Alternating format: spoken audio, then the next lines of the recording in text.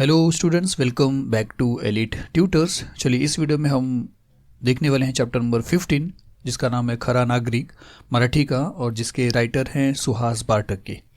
चलिए शुरुआत करते हैं लेसन की। क्या लिखा देखिए कि निरंजनची गुरुजींवर अपार श्रद्धा होती।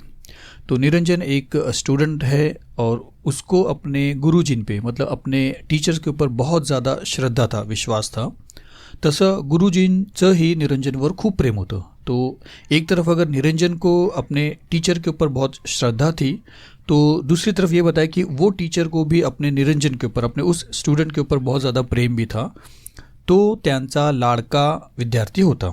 और क्यों था? क्योंकि निरंजन जो था वो गुरुजी का लाड़का विद्यार्थी था। कारण, और उसका वजह भी दिया कि कारण तो अतिशय प्रामाणिकपणे काम करायचा। क्योंकि वो जो स्टूडेंट था मतलब निरंजन जो था अतिशय प्रामाणिकपणे मतलब खरोखरच, या नियम से भी समझिए, या खरोखरच का मतलब है सच में काम करता था। ऐसा नहीं कि नहीं काम करता, दिखावा करता है, सच में काम करता था। और सिर्फ काम नहीं, आणि अभ्यास ही, मतलब जो भी काम पढ़ता था, क्योंकि टीचर उसको जानते थे उसके कामों को भी, और उनका जो पढ़ाई होता था, या निरंजन का जो भी एजुकेशन था, जो भी उसका पढ़ाई था, वो भी अच्छे से करता था।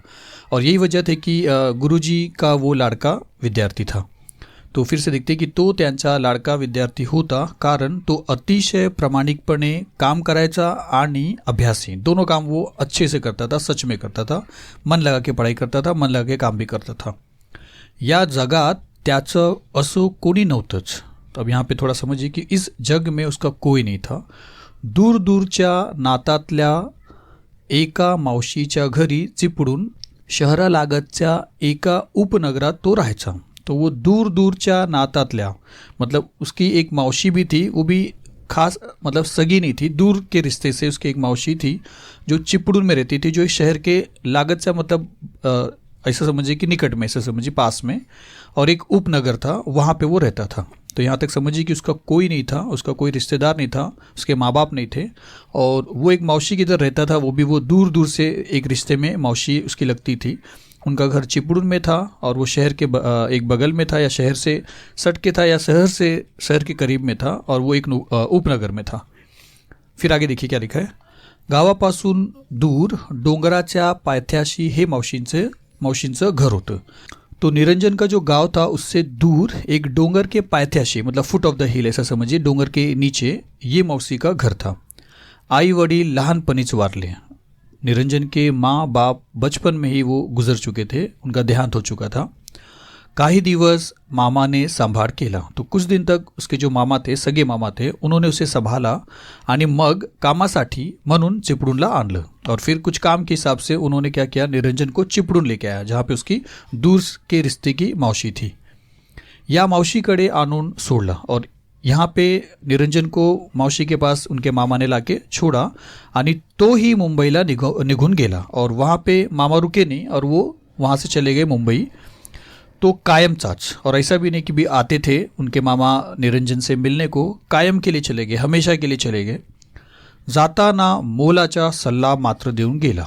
लेकिन ये बताया जा रहा कि जाते टाइम मामा जब निरंजन को उसके मौसी के इधर छोड़ रहे थे, तो जाने टाइम एक मोलाचा सल्ला मतलब कि एक कीमती सलाह मात्र देऊन गेले, इतना उन्होंने ज़रूर करके गए। क्या कि एक कीमती सलाह जो है निरंजन को देते गए। और क्या था देखिए, रडत बसू नको, शेण गोठा वगैरह जी पड़तील ती सारे काम कर, मतलब रोते मत बैठ।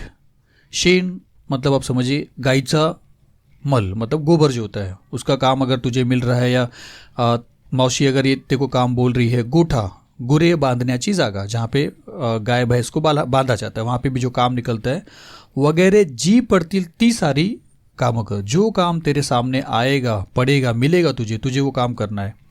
मौसी देईल ते खा, और ये भी सुन ले कि मौसी जो तुझे खाने को देगी वो तू खा, आणि इथंच रहा, और इधर ही रहना, कहीं जाना नहीं।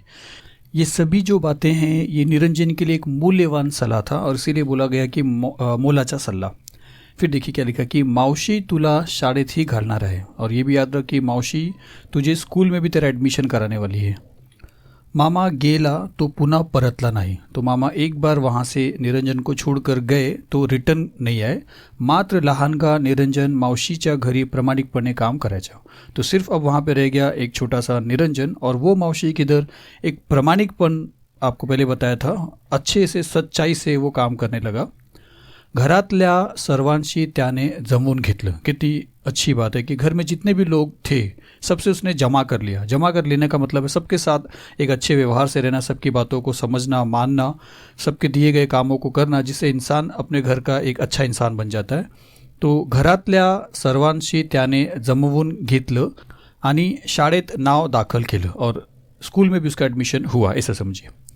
मावशीची परिस्थिती यथाथाच असल्याने निरंजन वार लावून जेवायचं. तो मावशी की जो परिस्थिति थी वो यथाथाच होती. यथाथाच का मतलब वाइट होती, खराब थी, मतलब पैसे के मामले में इतनी अच्छी उनकी स्थिति कंडीशन नहीं थी, और इसके वजह से निरंजन वार लावून जेवायचं. वार लावून जेवायचं मतलब क्या है कि अगोदर ठरल्याप्रमाणे दररोज एकेकाच्या घरी जेवायला जाणे. मतलब दूसरों के यहाँ हर दिन खाना खाने के लिए जाने. एक ठरवल्याप्रमाणे आप एक फिक्स कर लेते हो कि ऐसे से दिन पे ऐसे से जगह पे मुझे खाना खाना है, तो दूसरे के इधर वो जाता था खाना खाने. थोड़ा सा इसके बारे में आपको आगे भी समझेगा. तो मावशीची परिस्थिती यथाथाच असल्याने निरंजन वार लावून जेवायचा. पहिल्याच वर्षी त्याची अभ्यासातली प्रगती पाहून भडसावळे गुरुजींनी त्याला थोरा मोठ्यांच्या घरी वार लावून दिले.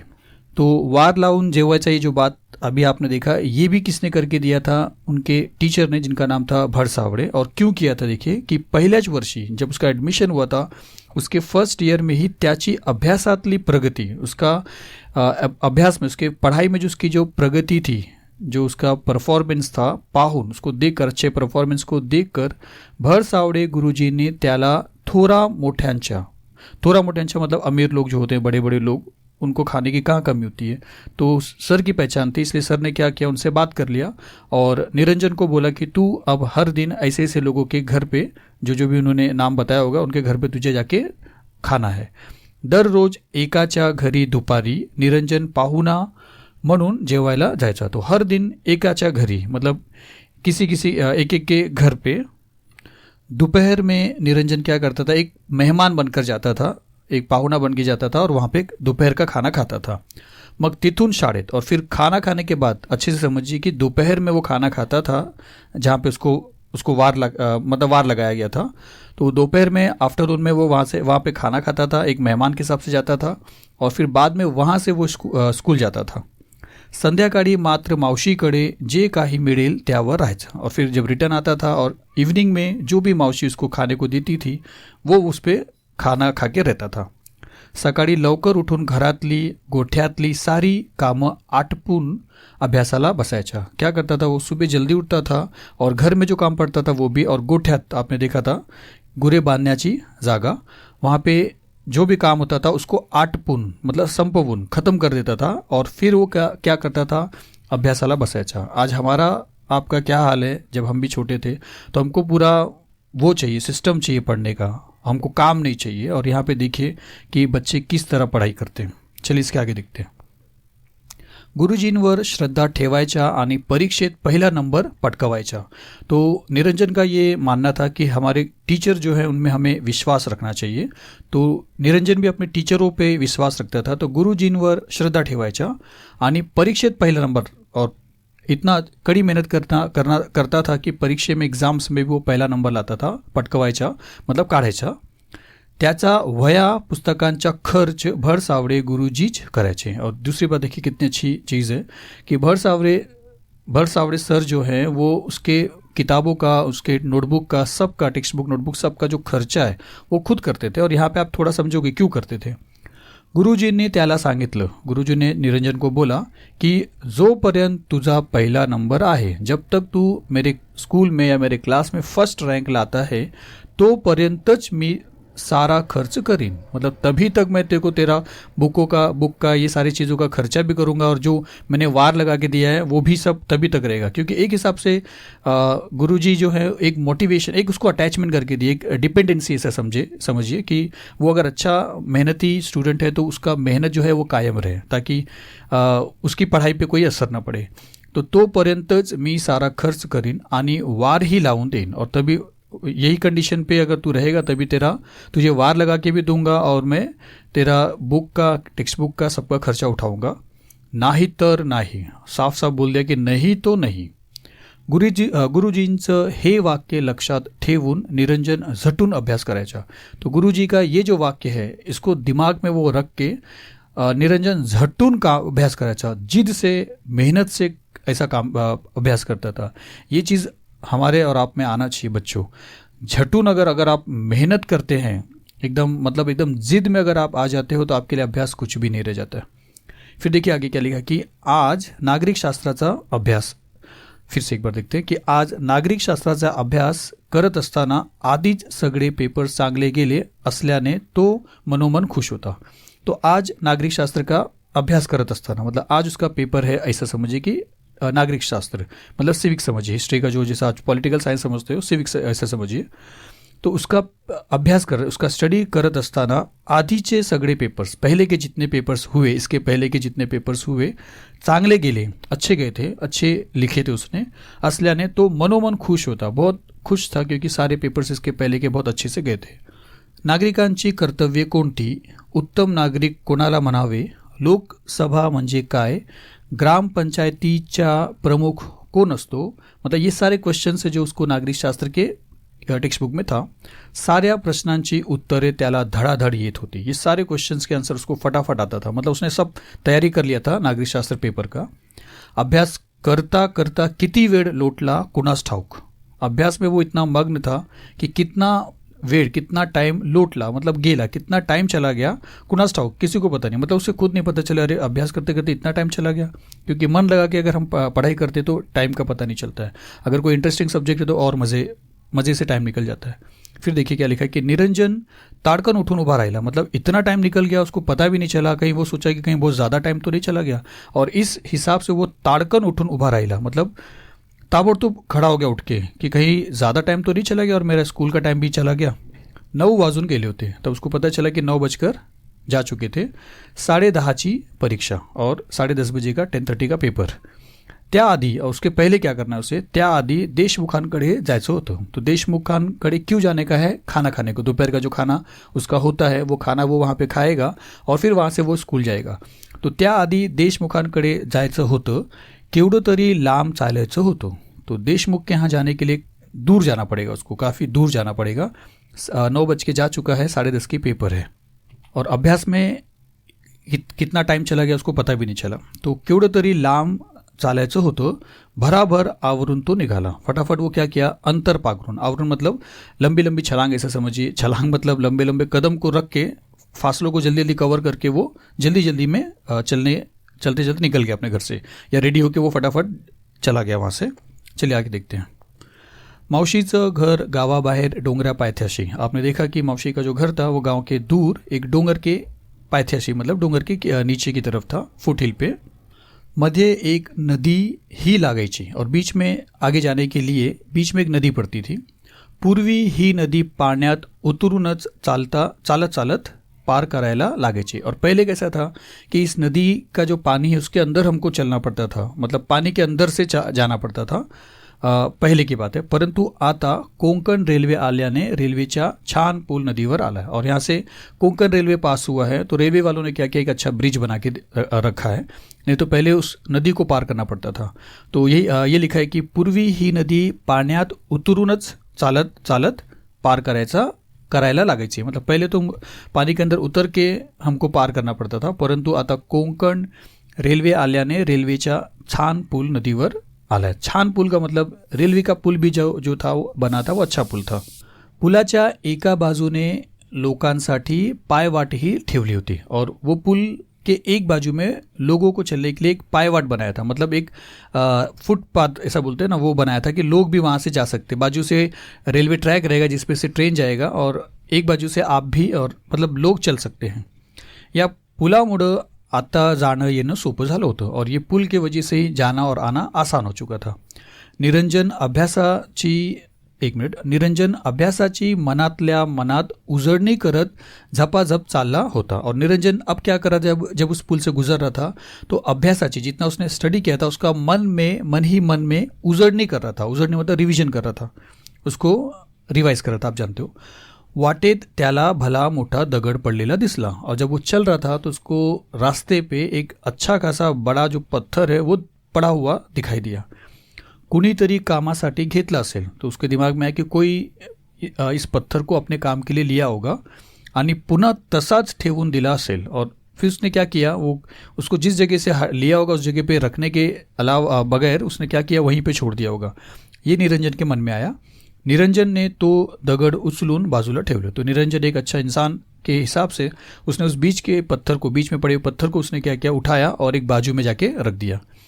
त्याला लोकांच्या या बेफिक्र प्रवृत्तीचा भयंकर राग ही. तो उसको फिर गुस्सा आता था कि लोग इतने बेफिक्र कैसे होते हैं, लापरवाह कैसे होते हैं कि कोई भी काम के लिए अगर कोई चीज़ आपने निकाला तो बरोबर उसको उसके सही जगह पे क्यों नहीं रखते हैं.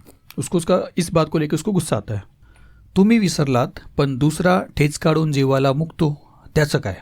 तुम भूल जाते हो उस पत्थर को भी मतलब काम से लेके वहीं पे, लेकिन दूसरे को अगर ठोकर लगती है, ठेच काढून मतलब ठोकर लगना, तो उसके जीवाला, उसके जान को खतरा हो सकता है, उसका जान जा सकता है. तो उसका कौन जिम्मेदार होगा, त्याचं काय. असंच त्याचं म्हणणं, ये उसका कहना था कि ऐसा नहीं, हम बेपरवाह नहीं होना चाहिए, हमें फिक्र करना चाहिए लोगों की जान की. निरंजन पुलावर पोचला तेव्हा 9:30 वाजून गेले असावेत. तो निरंजन पुलावर पहुंचला मतलब अब वो शायद से पुल पे पहुंच रहा है. ये जो बात है उसके पहले की बात हो सकती है, जहाँ पे रास्ते में उसको एक पत्थर दिखा होगा और उसने फिर वो किया. ये इतना समझिए आप प्लीज. तो निरंजन पुलावर पोचला तेव्हा 9:30 वाजून गेले असावेत. तो ऐसा समझा जा रहा है कि जब निरंजन पुल पे पहुंचा तो 9:30 बज के जा चुका था. आता 9:50 गाड़ी येईल. तो अब 9:50 की जो गाड़ी है, ट्रेन है, वो उस पुल से गुजरेगी. ये रोज का था. तो आता 9:50 गाड़ी येईल, धाड़ धाड़ आवाज़ करत दिमाखात पुलावरून जाईल. तो 9:50 की गाड़ी आएगी, ट्रेन आएगी और धाड़ धाड़ धाड़ धाड़, आप धाड़ धाड़ समझ रहे हो कि जो ट्रेन का आवाज़ होता है, ऐसा आवाज़ करते करते दिमाखात पुलावरून जाईल. दिमाखात मतलब एकदम चमकते हुए, एक शान में, ऐसा समझिए, एकदम अच्छा दृश्य, एक अच्छा नज़ारा दिखाते हुए. तो दिमाखात पुलावरून जाईल मतलब पुल से जाएगी. ही कोकण गाड़ी कितनी छान दिसते. तो निरंजनी बोलता है ये कोकण की जो गाड़ी है बहुत अच्छी दिखती है, पण दिसते ना दिसते तोच लगेच बोगद्यात शिरते. बोगद्यात मतलब टनल, बोगदा मतलब टनल, गुफा जो होता है. आप लोग ने बहुत बार देखा भी होगा जब ट्रेन से गुजरते हम. तो फिर निरंजन क्या होता है कि दिसते ना दिसते मतलब तुम देखो ना देखो, मतलब देख ही नहीं पाओगे कि थोड़ी देर पुल से आई कि थोड़ी देर में ही वो बोगदे में चली जाएगी. मतलब आप इतने अच्छे से उसको देख ही नहीं पाओगे, मतलब एकदम इत्मीनान से नहीं देख पाओगे. तो पण दिसते ना दिसते तोच लगेच बोगद्यात शिरते. शिरते मतलब अंदर चले जाना. काय मज़ा येत असेल नाही गाडीतून जायला. तो एक क्वेश्चन किया कि कितना मज़ा आता होगा ना गाड़ी में गुजरते हुए, क्योंकि निरंजन कभी उस गाड़ी में सफ़र नहीं किया था. आपण ही मोठं झाल्यावर गाडीतून फिरू, हम भी अगर बड़े होंगे तो ऐसे ट्रेन में ज़रूर फिरेंगे. या विचाराने तो हुरडून गेला. ये विचार जब उसके दिमाग में आया तो वो उत्साही हो गया कि हाँ, उसको अच्छा लगा, ऐसा समझिए कि हाँ, हम भी ऐसे ट्रेन में हम भी सफ़र करेंगे. तोच त्याचं लक्ष डाव्या बाजूस रुडाखाली पडलेल्या भल्या मोठ्या भगदाडाकडे गेला. मतलब क्या हुआ कि तभी उसका जो ध्यान है वो लेफ़्ट साइड में एक रुडाखाली मतलब ट्रेन का जो पटरी होता है उसके नीचे पड़लेला भल्या मोठ्या मतलब अच्छा खासा भगदाड़ा, मतलब एक होल समझिए, अनइवन होल, मतलब एक गड्ढा कर दिया किसी ने, पुल के नीचे बहुत ज़्यादा मिट्टी विट्टी सब हटा दिया है, उसके तरफ उसका ध्यान गया. हे छिद्र कसलं. तो उसने बोला कि ये छिद्र कैसा है, या ऐसा समझिए कि अगर रेल पटरी के, हाँ ऐसे समझिए की रुडा खाली बोला तो उसके नीचे ही पडलेल्या भल्या मोठ्या भगदाडाकडे गेलं. हे छिद्र कसलं. उसने बोला ये बड़ा सुराग जो है वो कैसा है. रोज़ नसतो बुआ. उसने बोला अरे ऐसा तो कभी नहीं होता है. बुआ एक वर्ड है, ऐसा स्लैंग वर्ड, ऐसा समझिए. रोज़ नसतो बुआ मतलब ऐसा तो कभी नहीं होता है. असं म्हणत त्यानं जवळ जाऊन पाहिलं. तो ऐसा बोलते थे वो सोचा कि चलो नज़दीक से देखता हूँ कि इतना बड़ा गड्ढा कहाँ से आया वहाँ पे. तो कोणीतरी कॉन्क्रीट फोडून रेल्वेच्या रूळ वेड वाकड़े करून ठेवल्याचं त्याच्या ध्यानी आलं। तो उसको पता चला कि कोई तो क्या किया है, सीमेंट जो है, कंक्रीट जो है, उसको तोड़ा है वहाँ पे, और रेलवे का जो पटरी है, लाइन जो है, उसको उसने क्या किया है, वेड़े वाकड़े कर दिया, तोड़ ताड़ के इधर उधर खींच दिया है, सो दैट कि अगर ट्रेन आए तो ट्रेन आगे ना जाए और उसका एक्सीडेंट हो जाए। और जानबूझ के किया होगा ऐसा। करून ठेवल्याच्या त्याच्या ध्यानी है, उसको ध्यान में आ गया किसने जानबूझ के ऐसा किया है। निरंजनला आश्चर्यच वाटलं। निरंजन को फिर आश्चर्य हो गया, ऐसा कैसा हो गया यहाँ पे। चलिए इसके बाद देखते हैं। रात्रि 2 वाजता शेवटची गाड़ी इथून जाते। निरंजन को ये भी मालूम है कि आखिर गाड़ी जो है इस ट्रैक से, अगर कोई आखिरी गाड़ी जाती है तो वो रात के 2 बजे जाती है। त्यानंतर पहाटेस, उसके बाद जब सुबह होती है तो कुणीतरी उसके बाद जब सुबह हुई होगी तो कोणीतरी हा उपद्व्याप जाणीवपूर्वक केला असावे। तो फिर निरंजन ये सोच रहा है, फिर उसके दूसरे दिन सुबह कोई तो जानबूझकर ये उपद्व्याप मतलब यहाँ पे कि नको ते गोष्ट करने, मतलब जो चीज़ नहीं करना चाहिए वो करना, मतलब जानबूझ के ये काम किसी ने किया है। आता प्रवाशांनी भरलेली 9:50 गाड़ी येईल, और अभी 9:50 की गाड़ी आने वाली है जिसमें पैसेंजर भरे हुए रहेंगे। निरंजन एकदम सावध झाला। निरंजन एकदम अटेंटिव हो गया कि अरे अब क्या हो सकता है, अभी तो अगर ट्रेन आ गई तो यहाँ पे बहुत बड़ा एक्सीडेंट हो सकता है। गाड़ी आली तर भयंकर अपघात होईल, क्योंकि गाड़ी अगर आई तो बहुत बड़ा यहाँ पे एक्सीडेंट होगा। हे त्याच्या लक्षात आले, ये इसके दिमाग में आया। निरंजन नागरिक शास्त्राचा पेपर, देशमुखांकडचं जेवण सारं विसरला। अब ये दृश्य देख के निरंजन का जो पेपर था, होने वाला था, वो भूल गया। वो उसके दिमाग में वो सब चला ही गया, और देशमुख के यहाँ पे जाना था उनको, उसको वार के हिसाब से खाना खाने को, तो वो भी वो भूल गया। त्याच्या डोळ्यांसमोर धाड धाड आवाज करत येणारी रेल्वे गाड़ी दिसू लागली। उसके दिमाग में या उसके नज़रों के सामने एक विजुअलाइजेशन होने लगा कि धाड़ धाड़ आवाज करते हुए वो पैसेंजर से भरी ट्रेन आ रही है। और उसके बाद क्या हो गया कि कानठड्या मतलब अति मोठ्या आवाजाचा त्रास, मतलब बहुत तेजी से आवाज आएगा किसका, लोग जो पैसेंजर बैठे रहेंगे, बसवणारा आवाज आणि लोकांच्या किंकाळ्या, और लोगों की जो कर्कश आवाज है। मतलब अगर एक्सीडेंट होगा तो ट्रेन की पहले आवाज आएगी मतलब टकराते हुए, गिरते हुए, जो कानठड़िया रहेगा, जो आपको त्रास दे देगा, बहुत तेज़ आवाज़ रहेगा। बाद में जब पैसेंजर के हाल बेहाल हो जाएंगे तो उनकी जो कर्कश आवाज़ है, उनके चिल्लाने की, बचाने की जो आवाज़ रहेगी, ये सारे आवाज़ से उसका दिमाग, उसका कान गूंजने लगा। कानात घुमू लागल्या, उसके कानों में ये आवाज़ गूंजने लगा। स्टेशन इथून खूब दूर होतं। फिर उसको दिमाग में आया कि स्टेशन पे जाके अगर मैं गाड़ी को रुकवा दूं तो सही रहेगा, लेकिन स्टेशन यहाँ से बहुत दूर है, 3 से 4 किलोमीटर स्टेशन है। तिथंपर्यंत सांगायला जायचं तर परीक्षा बुडणार, मतलब अगर मैं वहाँ तक गया तो मेरा 10:30 का जो पेपर है वो मेरा बुड़ जाएगा, मतलब चला जाएगा, मिस हो जाएगा। मग नापास, तो उसके बाद होगा क्या, फिर फेल हो जाऊंगा मैं। भड़सावड़े गुरुजींची मदद बंद। फिर भड़सावड़े गुरुजी जो भी मेरी मदद कर रहे हैं, खाने का जो वार लगा के दिया है और उसके बाद जो बुक का खर्चा उठा रहे हैं, वो सब बंद हो जाएगा। शिक्षण ही बंद। उसका दूसरा असर परिणाम क्या होगा कि मेरा शिक्षण, मेरी पढ़ाई रुक जाएगी। रेल्वेने फिरायचं स्वप्न अपूरच राहणार होतं, और फिर मैं अगर पढ़ लिख के बड़ा आदमी बनता और मेरे पास पैसा आता तो मैं रेलवे से फिरता था, और वो मेरा जो सपना है वो भी अपूरच मतलब अधूरा ही रह जाएगा। परंतु मन मानायला तैयार नव्हतं। लेकिन ये चीज़ मैं छोड़ दूंगा और फिर ये चीज़ करूंगा, तो भी मेरा ये मन नहीं लग रहा था कि नहीं, कि हाँ अपन यही करेंगे, पेपर देंगे और पढ़ेंगे और सर का मदद भी लेंगे और अपने सपने को पूरा करेंगे। ये दिमाग में आने के बावजूद भी उसका मन इन चीज़ों के लिए नहीं मान रहा था। त्याने क्षणभर विचार केला, थोड़ी देर के लिए उसने विचार किया आणि स्टेशनच्या दिशेने धाव घेतली, और उसने फैसला किया कि नहीं, मुझे पहले ये घटने को रोकना है। और उसने क्या किया, स्टेशन के दिशे ने, उसके डायरेक्शन पे, उसकी तरफ उसने अपना धाव घेतली, मतलब दौड़ा वहाँ पे, भागा वहाँ पे। तो स्टेशनात शिरला तेव्हा, और भागते भागते जब वो स्टेशन में एंट्री किया तेव्हा 9:50 गाड़ी नुकतीच आली होती। जब वो वहाँ पे स्टेशन पे पहुँचा तो 9:50 की जो ट्रेन वहाँ से आती थी यहाँ पे वो वाली गाड़ी नुकतीच आली होती, मतलब अभी अभी वो भी स्टेशन पे लगी थी, वहाँ से 2-4 किलोमीटर आती थी और ये पुल पे चली आती थी। तो उसने ये देखा कि अभी अभी वो पहुंची वहाँ पे, या थोड़ी देर हुआ रहेगा, आता 5 मिनिटातच ती सुटणार होती, तो मतलब 5 मिनट के बाद वो छूट जाएगी वहाँ से। निरंजन ने धावतच स्टेशन मास्तरांना गाठलं। तो निरंजन दौड़ता हुआ गया और स्टेशन मास्टर से मिला। गाठलं मतलब मिलना। त्यांना पुलावरच्या खराब झालेल्या रुळांबद्दल सांगितलं। तो उसने क्या किया, उनको, स्टेशन मास्टर को, पुल के ऊपर जो रोड मतलब जो पटरी है जो खराब हो चुका है, ध्वस्त हो गया, इधर उधर हो गया है, उसके बारे में उसने बताया. पण ते त्यांना खरंच वाटेना. लेकिन स्टेशन मास्टर को निरंजन की ये बात सच नहीं लग रही थी. अखेर निरंजन ने आर्जवे केली. तो जब स्टेशन मास्टर नहीं मान रहा था उसकी बात, तो उसने आखिर करके विनंती किया. आर्जवे केले मतलब विनंती किया की निदान पाहून आल्याशिवाय तरी गाड़ी सोडू नका. मतलब कम से कम आप देख तो लो वहाँ पे जो मैं चीज़ बता रहा हूँ, उसके पहले तक गाड़ी को मत छोड़ो. मेरी बात इतना मान लो कि चलो देख लो सिर्फ आप. मी खोटं बोलत असेन तर मला पोलिसांच्या ताब्यात द्या. अगर मैं झूठ बोल रहा हूँ तो मुझे पुलिस के हवाले कर दो. इतना बात भी उसने बोल दिया. एवढं बोलल्यावर, इतना सुनने के बाद स्टेशन मास्तरांनाही त्याच्या बोलण्यात तथ्य वाटू लागलं. मतलब इतना बोलने के बाद स्टेशन मास्टर को लगा कि हाँ, इसके बात में कुछ तो सच्चाई है, अर्थ है, कुछ सच्चाई है.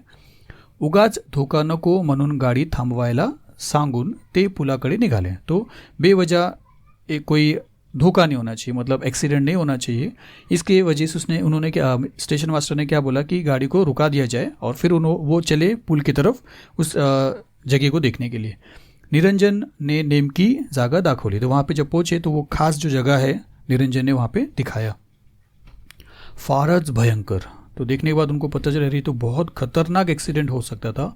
कल्पना करता येणार नाही, सोच नहीं सकते हो कि इतना बुरा वहाँ पे असर होता था अगर गाड़ी आती थी. इतना बुरा भयंकर एक्सीडेंट होता था. असा भयंकर अपघात झाला असता, इतना भयंकर वहाँ पे एक्सीडेंट होता था. स्टेशन मास्तरांनी लगेचच गाड़ी दीर्घ काळ थांबवण्याचा आदेश दिला और तुरंत उन्होंने क्या किया, काफ़ी लंबे समय तक गाड़ी को रोक दिया जाए जब तक ये पूरा काम खत्म नहीं होता, अच्छे से दुरुस्ती नहीं होती है.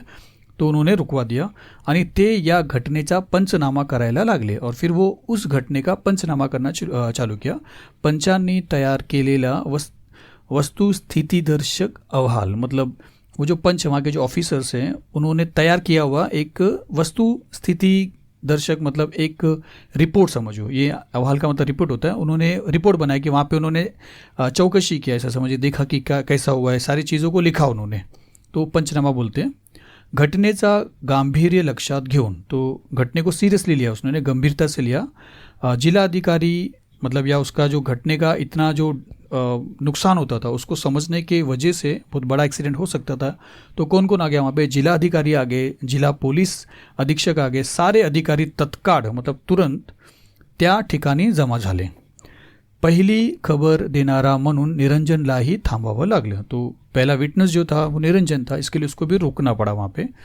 एवढा मोठा अपघात त्याच्या चनाक्षपणामुळे टळला मतलब टल गया, म्हणून त्याचं कौतुकही केलं झालं. मतलब उसका तारीफ भी किया कि इतना बड़ा अपघात जो है, एक्सीडेंट है, तेरी एक समझदारी से, तेरी चालाकी मतलब समझदारी से टल गया और इसलिए उसकी तारीफ भी किया गया.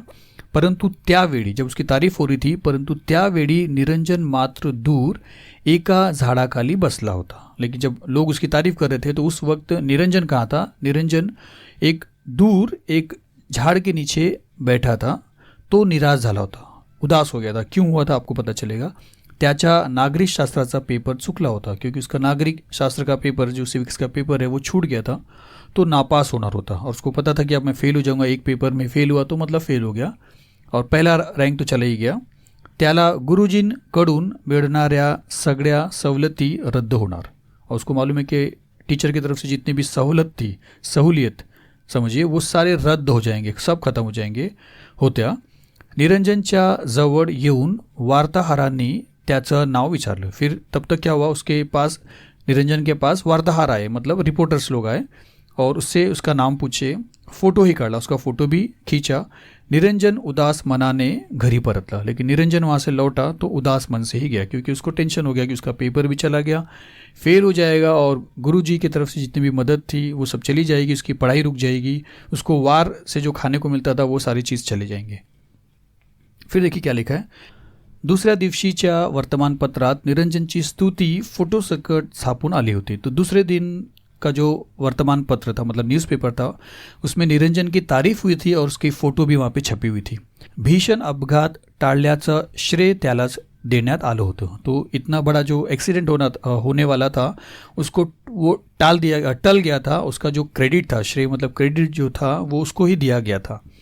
त्या दिवशी मावशीच्या घराकडे मोठी मोठी माणसं आली. तो उस दिन मौसी के घर पे बड़े बड़े रईस लोग, रईस मतलब पैसे वाले भी लोग आए थे, और साथ ही साथ जो बड़े बड़े जो पोस्ट थे, पॉलिटिकल लीडर्स जो थे, जो डिफेन्स लीडर्स थे, सब आए थे वहाँ पे. तो त्या दिवशी मावशीच्या घराकडे मोठी मोठी माणसं आली, खुद जिला अधिकारी आले, मतलब खुद जिला अधिकारी भी आए थे उनके घर में. शाळेचे मुख्याध्यापक आणि भरसावळे गुरुजीही आले. स्कूल के जो मुख्य अध्यापक थे वो भी आए थे और भरसावळे सर भी आए थे वहाँ पे. निरंजन ने धावत पुढे होऊन गुरुजींचे पाय धरले. निरंजन ने जब देखा गुरुजी को तो वो दौड़ता हुआ उनके पास आया, उनके पैर को पकड़ लिया. रड़त रड़त तो मनाला, रोते रोते उसने कहा, गुरुजी मी नापास होणार, मतलब गुरुजी मैं फेल हो जाऊंगा. माझा कालचा नागरिक शास्त्राचा पेपर बुडाला, क्योंकि कल का मेरा जो सिविक्स का पेपर था, नागरिक शास्त्र का पेपर था, वो छूट गया. नाही रे बाड़ा, तो भरसावळे सर ने बोला कि नहीं रे बाड़ा, नहीं रे मेरे बच्चे, तू उत्तम नागरिक आहेस, तू तो रियल में नागरिक है. नागरिक शास्त्र की जो तू पढ़ाई कर रहा है, जिसमें जो रूल्स दिया जाता है एक सही सिटीजन को, वैसा एक सच्चा सिटीजन तू है. एक उत्तम मतलब एक श्रेष्ठ सिटीजन तू है. शेकडो माणसांचा जीव वाचवलास, तूने बहुत सारे लोगों का जान बचाया आणि नागरिक शास्त्राच्या खऱ्या परीक्षेत पास झाला. और नागरिक शास्त्र का जो सच की जो असलियत प्रैक्टिकल जो एग्ज़ाम होती है, समझो तूने वो पास कर लिया. तुझं वर्ष कसा वाया जाईल, तो तेरा जो वर्ष है, ये जो साल है, ये बेकार कैसे होएगा. हे बघ, शाळेचे सगळे अधिकारी आलेत. यहाँ पे देख, सब स्कूल के लोग आए हैं, जितने अधिकारी हैं सब आए हैं. खास बाब म्हणून तुझी नागरिक शास्त्राची परीक्षा उद्या घेतली जाणार है. और खास बाब मतलब विशिष्ट गोष्ट, खास चीज़ ये है कि तेरा जो नागरिक शास्त्र का जो पेपर है, वो हम अलग से तेरे लिए कल तेरा पेपर लेंगे. जिल्हा अधिकाऱ्यांनी तुला सरकारी वसतिगृहात प्रवेश द्यायचं ठरवले. और दूसरी बात क्या है कि जिलाधिकारी ने क्या किया, तुझे जो गवर्नमेंट का जो वसतिगृह है, मतलब जो हॉस्टल है, वहाँ पे तेरा प्रवेश देने का फैसला किया है. फ्री में रहेगा स्टूडेंट्स, ऐसे समझिए. आणि वर वह्या पुस्तकांच्या खर्चासाठी शिष्यवृत्ती मिळणार आहे. और तुझे ऊपर क्या मिलने वाला है कि वह्या पुस्तकांच्या खर्चासाठी, वह्या और पुस्तक की जो खर्चा है उसके लिए तेरे को स्कॉलरशिप मिलने वाला है. स्कॉलरशिप मतलब ये सब भी इसको समझिए, पैसे में फ्री में मिल जाएगा. आता नको ह तुला वार लावून जेवायला. अब तू हॉस्टल में तेरा प्रवेश हो जाएगा, वहाँ पे तुझे खाना फ्री में मिलेगा और तुझे बुक्स भी मिलेंगे. अब तुझे आता नको ह तुला वार लावून जेवायला, अब तेरे को वार लगा के खाने की कोई ज़रूरत नहीं है. असं म्हणून गुरुजींनी निरंजनला हृदयाशी धरलं. इतना बोलते हुए गुरुजी ने निरंजन को अपने गले से लगा लिया. तेव्हा साऱ्यांचेच डोळे पणावले. तब ये दृश्य को देख के जितने लोग वहाँ पे थे, सबके आंखों में आंसू आ गए. तो एक अच्छा नागरिक की सलाह इस लेसन में हमें मिला है. हमें एक अच्छा नागरिक, एक अच्छा सिटीजन बनना चाहिए. सिटीजन का क्या कर्तव्य है वो हमें समझना चाहिए. चलिए, इसी के साथ ये पार्ट यहाँ पे ख़त्म होता है. अगर आपको समझ में आया है तो प्लीज़ आप शेयर करिए, लाइक भी करिए. चलिए, मिलेंगे अगले वीडियो में. Thank you very much.